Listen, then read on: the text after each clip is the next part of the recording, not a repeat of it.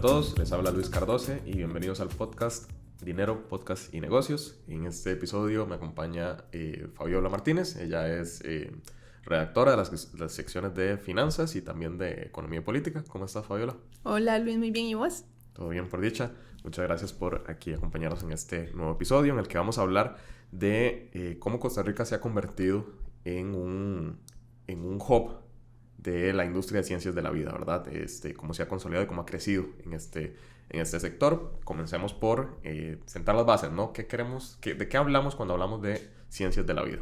Bueno, cuando hablamos de ciencias de la vida nos referimos principalmente a la industria de dispositivos médicos y a todo el ecosistema de productos y servicios que hay alrededor de esta industria.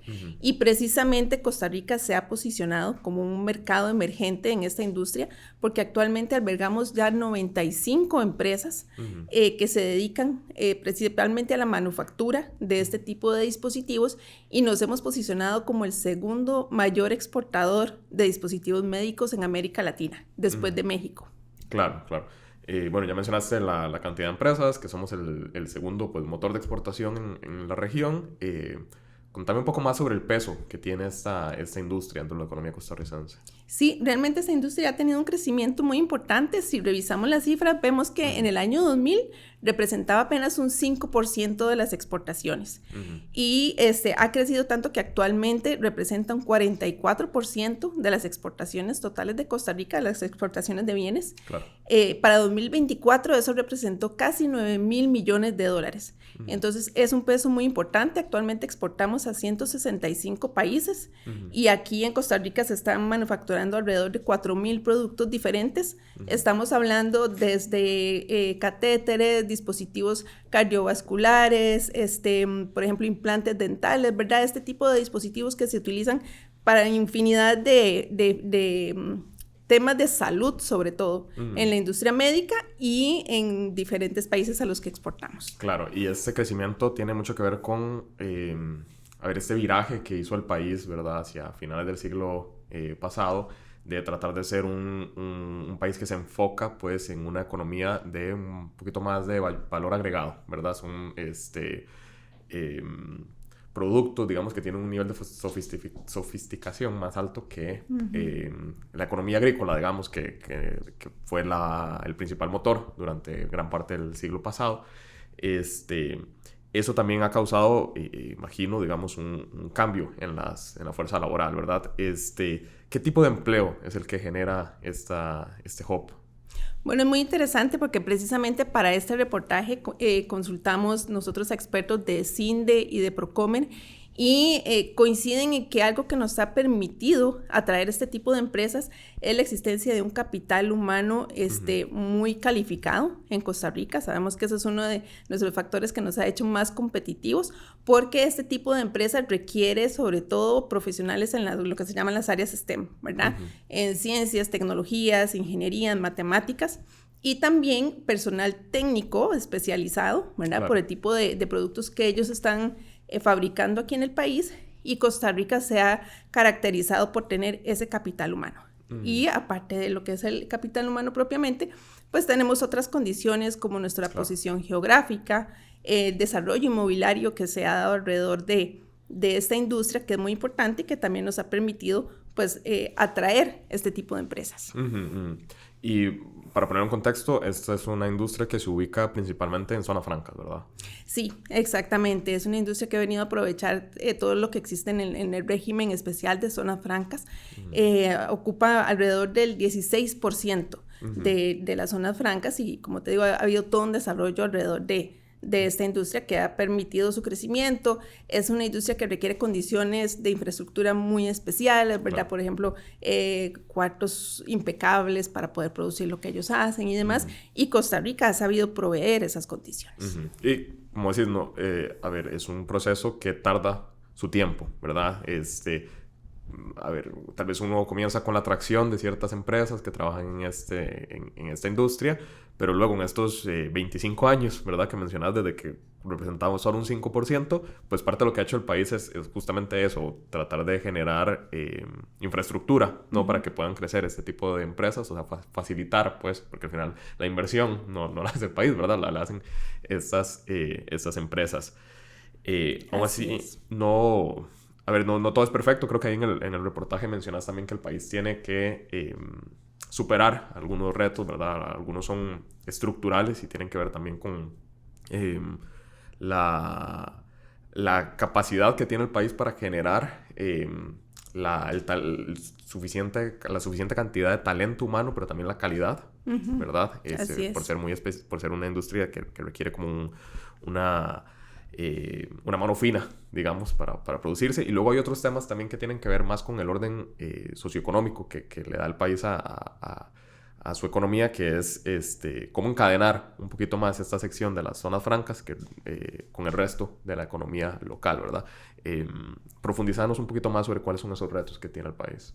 Sí, es muy importante porque esta industria, como hablábamos, se ha consolidado mucho a nivel de las zonas francas, es un gran motor de exportación, es un gran generador de empleo, actualmente genera alrededor de 58,000 empleos directos.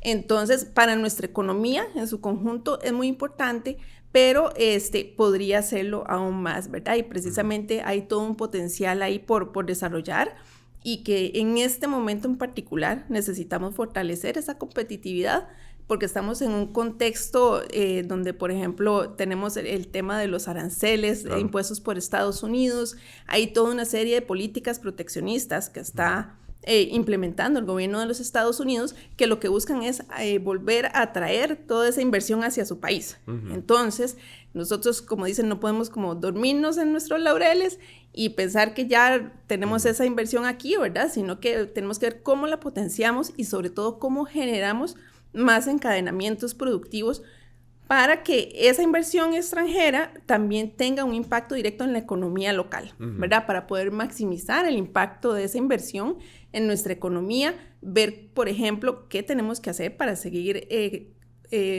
cultivando ese capital humano. Claro. Hay una inversión muy importante en educación, en formación técnica a todo nivel, para poder seguir brindando ese recurso humano que requieren las empresas. Y a nivel de infraestructura, por ejemplo, también hay mucho todavía por resolver, ¿verdad? Hay todo temas estructurales a nivel de educación, de infraestructura logística, de incluso temas de seguridad ciudadana que el país necesita fortalecer para poder seguir siendo competitivo en esta industria. Claro. Y el tema de la educación es muy importante, ¿verdad? Es uno de un poquito conocimiento lento, ¿verdad? Luego, el tema del encadenamiento, en el reportaje mencionas pues algunos de los elementos, digamos, que se pueden encadenar mejor. Creo que hace referencia como a las empresas locales que le dan suministro pues de materias primas a este tipo de empresas que fabrican dispositivos médicos. Contanos un poquito más sobre cómo puede mejorarse ese encadenamiento o lo que por lo menos de las fuentes te mencionaron. Sí, de hecho hay algunos casos que nos compartió Procomer de empresas locales, por ejemplo, que trabajan en temas de mecánica, ¿verdad? Mecánica especializada, que ya son proveedores y que ya trabajan muy de la mano con estas compañías multinacionales y que entonces, bueno, han logrado ese encadenamiento, pero definitivamente hay todo un potencial más que se puede desarrollar y sobre todo tratar de extender esos beneficios fuera del área metropolitana. Claro. Porque mucho de ese desarrollo se ha concentrado en la GAM, ¿verdad? Actualmente hay otras zonas francas que se están extendiendo a otras regiones, por ejemplo, a Grecia, a San Carlos, ¿verdad? Que pretenden empezar a generar empleo también. Pero, de nuevo, entonces llevamos las empresas a esas regiones fuera de la GAM, pero además de llevar la inversión necesitamos poder brindarles el recurso, poder tener proveedores, ¿verdad? Para poder lograr ese encadenamiento. Esto lo conversamos, por ejemplo, con don Ricardo Monge de la Academia de Centroamérica. Él nos decía, bueno, tenemos una oportunidad de oro alrededor de esta industria para poder fortalecer los encadenamientos, para poder generar más innovación, más capacitación para las empresas locales, modo que podamos aprovechar más esa inversión. Claro. Ahí es donde las iniciativas lo que deberían apuntar es hacer un puente, digamos, entre las necesidades que tienen la industria de las ciencias de la vida y los proveedores actuales, ¿verdad? Para poder, pues, encadenar mejor esos dos sistemas, porque creo que uno de los problemas, digamos, que ha tenido, entre comillas, el gran y el positivo crecimiento de las zonas francas, ¿verdad? Es que justamente hay una desigualdad muy importante con el resto de la economía local, que es, pues, somos la mayoría de empresas, ¿verdad? Alrededor de un 85%. Entonces, entendido con eso, Fabiola, muchísimas gracias por el reportaje. A la audiencia que lo quiera leer, está en elfinancierocr.com. Con eso nos despedimos. Fabiola, muchas gracias por estar aquí. Muchas gracias, y muchas gracias sobre todo a nuestros lectores y seguidores. Claro, y esperamos verlos en el siguiente episodio.